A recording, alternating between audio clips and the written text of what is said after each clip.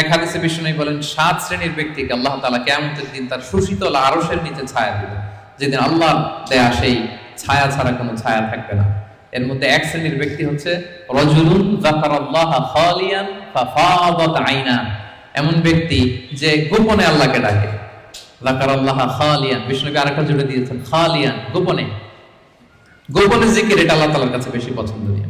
এরপর তিনি আবার বললেন ফাফাদাত আইনা, অশ্রুসিক্ত নয়নে, চোখের পানি ছেড়ে অশ্রুসিক্ত নয়নে যদি আমরা জিকির করি, ওই জিকিরটা, ওই দোয়াটা আল্লাহ তাআলার কাছে খুব দ্রুত কবুল হয়ে যায়। প্রিয় ভাই বোনেরা, 2 ফোঁটা আল্লাহর কাছে সবচাইতে প্রিয়। আওয়াজ করে বলুন তো কয় ফোঁটা?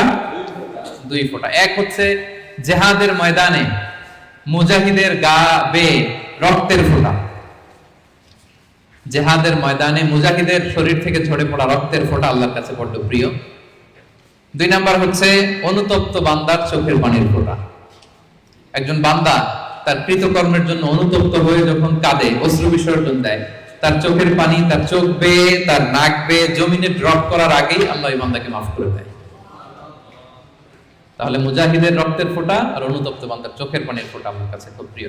বিশ্বনবী তাই বললেন, রাজুলুন যাকারাল্লাহা খালিয়ান ফাফাদাত আইনা, এমন ব্যক্তি যে গোপনে আল্লাহকে স্মরণ করে আর অশ্রুসিক্ত নয়নে। ওয়াজকুর রাব্বাকা ফি নাফসিকা, মনে মনে জিকির করুন, তাদাররুআন, সবিনয়ে, খাইফাতান, ভীত বহবল চিত্তে, দুনাল জাহরি বিল কওল, অনুচ্চ স্বরে। আর হাদিসে এসেছে খালিয়ান, গোপনে, ফাফাদাত আইনা, অশ্রুসিক্ত নয়ন। এভাবে যদি আমরা আল্লাহ তাআলাকে স্মরণ করি, এভাবে যদি আমরা কায়মনোবাক্যে আল্লাহকে ডাকি, এভাবে যদি আল্লাহ তাআলার কাছে চাই, আল্লাহ তাআলা এই দৃশ্যটা দেখতে করতে পছন্দ করেন। কোন জিকিরটা করব? জিকির তো অনেক, কি বলেন? আমরা একটু জেনে নিই যে সবচাইতে শ্রেষ্ঠ জিকির কোনটা। কেউ কি জানেন সবচেয়ে শ্রেষ্ঠ জিকির কোনটা? হ্যাঁ, সুবহানাল্লাহি ওয়া বিহামদি। আর একটু বলেন, আওয়াজ করে, সাহস করে বলেন, লা ইলাহা ইল্লাল্লাহ। এই তো চলে আসছে, এটা সবচাইতে শ্রেষ্ঠ জিকির। সহিহ মুসলিমের বর্ণনা, বিষ্ণু সাল্লাল্লাহু আলাইহি ওয়াসাল্লাম বলেন, আফদালু যিকরি লা ইলাহা ইল্লাল্লাহ, সবচাইতে শ্রেষ্ঠ জিকির হচ্ছে লা ইলাহা ইল্লাল্লাহ। আপনার কাছে মনে হয় এটা তো সিম্পল, এটা তো সবাই জানে, এটা তো সবাই পড়ে না। আল্লাহ তাআলার কাছে এটা অনেক দামি, সবচাইতে শ্রেষ্ঠ জিকির। এটা একটা বিপ্লবী বাণী, এটা একটা সুমহান বাণী, এটাকে বলা হয় কালিমাতুত তাওহীদ। একত্ববাদের ঘোষণা আছে, লা ইলাহা ইল্লাল্লাহ, আল্লাহ ছাড়া কোনো ইলাহ নেই, কোনো উপাস্য নেই, কোনো বিধানদাতা নেই, কোনো আইনদাতা নেই। এটা সুমহান বাণী, এটা যাচ্ছে তাই ছোটখাটো কোনো বাণী নয়। লা ইলাহা ইল্লাল্লাহ আফদালু যিকরি লা ইলাহা ইল্লাল্লাহ। অবসর পেলেই, সময় পেলেই পড়বেন লা ইলাহা ইল্লাল্লাহ, লা ইলাহা ইল্লাল্লাহ, লা ইলাহা ইল্লাল্লাহ। এটা কালিমাতুত তাওহীদ, আল্লাহ তাআলার সুমহান বাণী। এটা যে আমাদের কাছে খুব স্বাভাবিক জিকির মনে হয়, এটা এই ব্যাপারটা আবার অস্বাভাবিক না, এটাও স্বাভাবিক। কারণ মুসা আলাইহিস সালামের কাছে এমন মনে হয়েছিল। মুসা আলাইহিস সালাম সরাসরি আল্লাহর সাথে কথা বলতেন। মুস্তাদরাকে হাকিমে একটা হাদিস এসেছে, মুসা আলাইহিস সালাম আল্লাহকে বললেন, ইয়া রাব্বি আল্লিমনি শাইআন আযকুরুকা বিহি ওয়া আদউকা বিহি। মুসা আলাইহিস সালাম আল্লাহকে বললেন, আল্লাহ আপনি আমাকে এমন একটা জিকির শিক্ষা দেন, যে জিকিরটা দিয়ে আমি আপনাকে ডাকবো, আপনার কাছে চাইবো, এবং এটা আর কেউ জানবে না, আপনি আর আমি। তো আল্লাহ বললেন, ইয়া মুসা কুল লা ইলাহা ইল্লাল্লাহ, হে মুসা তুমি পড়ো লা ইলাহা ইল্লাল্লাহ।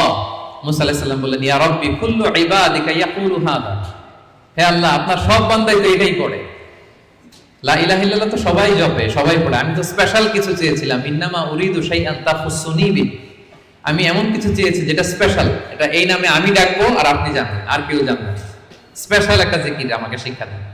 তখন আল্লাহ তাআলা বললেন, ইয়া মুসা লাউ তাদাউ লা ইলাহা ইল্লাল্লাহ ফি কাফা, মুসা তুমি যদি লা ইলাহা ইল্লাল্লাহকে মিজানের এক পাল্লায় রাখো, ওয়া তাদাউস সামাওয়াতু সাবউ ওয়াল আরাদিন ফি কাফা, আর 7 আকাশ আর 7 জমিন যদি আরেক পাল্লায় রাখো, লা রাজাহাত কাফাতু লা ইলাহা ইল্লাল্লাহ, মুসা মুহূর্তেই লা ইলাহার পাল্লাটা ভারী হয়ে যাবে। সুবহানাল্লাহ। এটা যেন তেন কোনো কালিমা নয়, এটা বিপ্লবী বাণী, এটা সুমহান বাণী। এখানে ওয়াননেস অফ গড, আমি যে এক, একক, অদ্বিতীয়, অতুলনীয়, ইউনিক, এটার ঘোষণা দেয়া হয় লা ইলাহা ইল্লাল্লাহ। আল্লাহ ছাড়া কোনো ইলাহ নেই, আল্লাহ ছাড়া কোনো উপাস্য নেই, এটা সাধারণ কোনো বাণী নয়। তাহলে মুসা আলাইহিস সালামের মনেও প্রশ্ন জেগেছিল এটা, যে আল্লাহ স্পেশাল দোয়া শিখান। আল্লাহ বললেন লা ইলাহা ইল্লাল্লাহ, উনি বললেন সবাই তো এটা পড়ে। তখন আল্লাহ বললেন এটা এত দামি, মিজানের এক পাল্লায় লা ইলাহা রাখলে আরেক পাল্লায় 7 আকাশ 7 জমিন রাখলে লা ইলাহার পাল্লা ভারী হয়ে যাবে। তাহলে আমরা লা ইলাহা ইল্লাল্লাহ এটার জিকির বেশি বেশি করব, কি বলেন? আসুন আমরা কয়েকবার পড়ি, লা ইলাহা ইল্লাল্লাহ, লা ইলাহা ইল্লাল্লাহ, লা ইলাহা ইল্লাল্লাহ। আরেকটা হাদিসে এসেছে রাসূল সাল্লাল্লাহু আলাইহি ওয়াসাল্লাম বলেন, আহাব্বুল কালামি ইলাল্লাহি আরবা, আল্লাহর কাছে সবচেয়ে প্রিয় কথা 4টি। বলুন তো কয়টি? 4টি। আল্লাহর কাছে সবচেয়ে প্রিয় কথা 4টি। এক হচ্ছে সুবহানাল্লাহ, 2 হচ্ছে আলহামদুলিল্লাহ, 3 হচ্ছে লা ইলাহা ইল্লাল্লাহ, 4 হচ্ছে আল্লাহু আকবার। সুবহানাল্লাহ, আলহামদুলিল্লাহ, লা ইলাহা ইল্লাল্লাহ, আল্লাহু আকবার। এই 4টা কথা আল্লাহর কাছে সবচাইতে প্রিয়। কোনো সিকোয়েন্স রাখা লাগবে না, যেভাবে মন চায়। রাসূল সাল্লাল্লাহু আলাইহি ওয়াসাল্লাম বলেন, লা ইয়াদুরুকা বিআইয়িহিন্না বাদাতা, যেটা দিয়ে তুমি আগে শুরু করবে অসুবিধা নেই। আগে পড়তে পারেন লা ইলাহা ইল্লাল্লাহ, আগে পড়ুন সুবহানাল্লাহ, আগে পড়ুন আল্লাহু আকবার, আগে পড়ুন আলহামদুলিল্লাহ, কোনো সমস্যা নেই। তাহলে আল্লাহর কাছে সবচাইতে প্রিয় কথা কয়টি? 4টি। এটা আমরা জেনে গেলাম, সুবহানাল্লাহ, আলহামদুলিল্লাহ, লা ইলাহা ইল্লাল্লাহ, আল্লাহু আকবার। আচ্ছা, সহিহ বুখারীর সর্বশেষ হাদিসটা শোনাই। বিষ্ণু ইসলাম বলেন, কালিমাতান হাবিবাতান ইলার রহমান, 2টি বাক্য আছে দয়াময় আল্লাহর কাছে খুব প্রিয়। এই বাক্য দুটো কিন্তু খাফিফাতান আলাল লিসান, জিহ্বায় উচ্চারণে এটা বেশ হালকা পাতলা। সাকিলাতান ফিল মিজান, কিন্তু মিজানের পাল্লায় উঠালে এটা অনেক ওজন হবে। এর এক হচ্ছে সুবহানাল্লাহি ওয়া বিহামদিহি, সুবহানাল্লাহিল আযীম, সুবহানাল্লাহি ওয়া বিহামদিহি, সুবহানাল্লাহিল আযীম। এটা পারেন না আপনারা?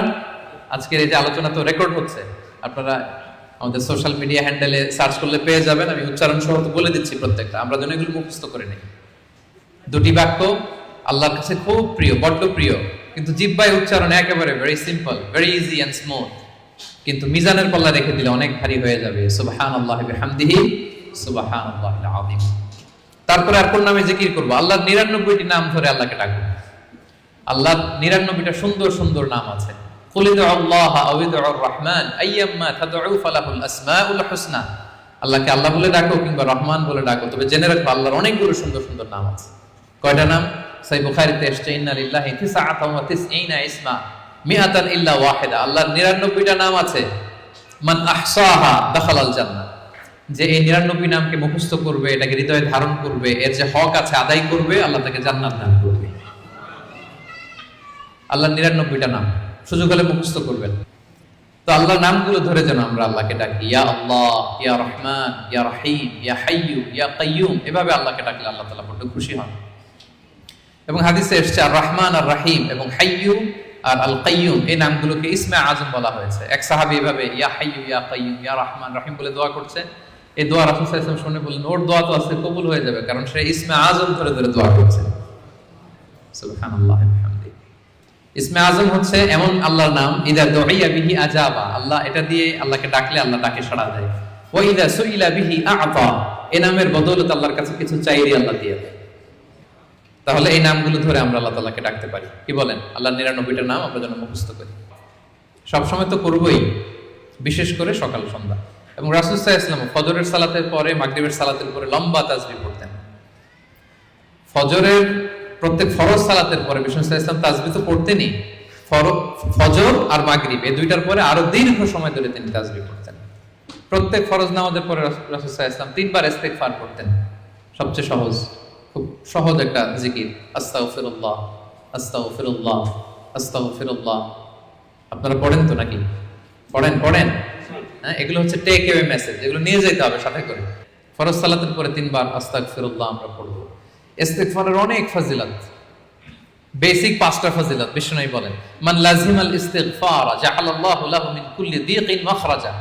ইস্তিগফার যে সব সময় পড়বে ও জীবনে আটকাবে না, বিপদে পড়লেই আল্লাহ এই যে কেলওয়ারের ব্যবস্থা করে দিবেন, মানে ওয়ে আউট, এক্সিট। আপনি আটকাবেন, আল্লাহ আপনাকে ওয়ে আউটের ব্যবস্থা করে দিবে। অমিন কুল্লি হাম্মিন ফারাজা, দুশ্চিন্তা থাকবে না আপনার জীবনে, অ্যাংজাইটি থাকবে না, চিন্তা মুক্ত করবেন। 2টা গেল। ওয়ারযুকু মিন হাইসু লা ইয়াহতাসিব, এমন জায়গা থেকে আল্লাহ রিজিকের ব্যবস্থা করে দিবেন আপনাকে, আপনি কল্পনাও করতে পারবেন।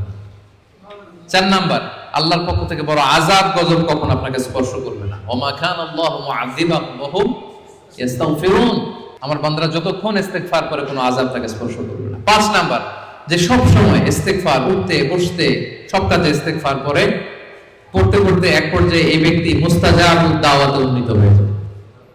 মুস্তাজাবুদ দাওয়া মানে এমন ব্যক্তি যে দোয়া করতে দেরি হয়, ওই দোয়া কবুল হতে দেরি হয়, হাত তুলতে দেরি আল্লাহ কবুল করে ফেলে। তা আমরা কি মুস্তাজাবুদ দাওয়া হতে চাই? সবাই হতে চাই? আমরা যেন বেশি বেশি ইস্তেগফার করি।